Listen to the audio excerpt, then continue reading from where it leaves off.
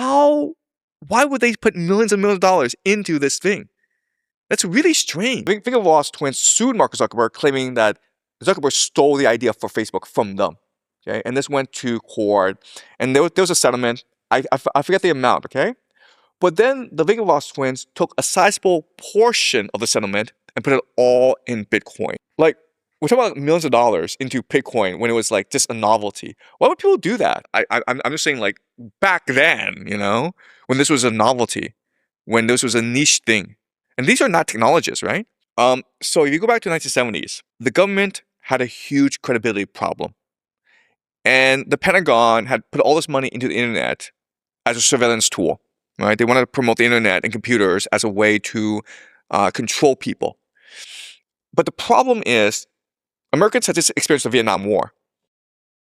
And there were the church committee hearings.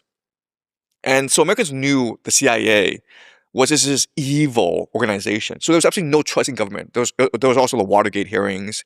Before that, the assassinations of like Martin Luther King, JFK, RFK. Okay, so the government had absolutely no trust in government.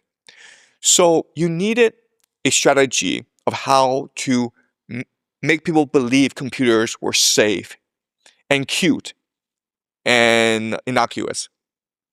And the strategy they came up with is, let's just open source this to nerds, right?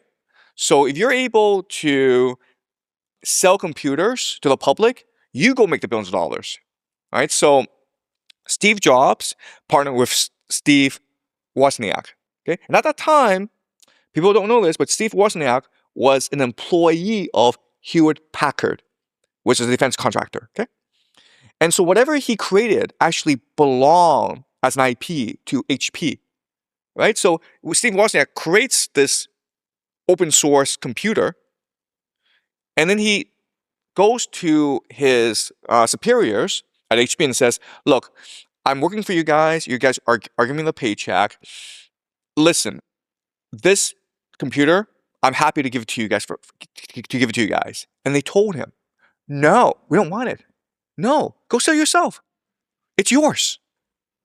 And that's kind of strange. And then he becomes a billionaire along with Bill Gates. Okay, so Steve Wozniak was an employee of HP, and he was trained by HP, meaning his engineering skills came from that environment. And he had access to all of HP's technology.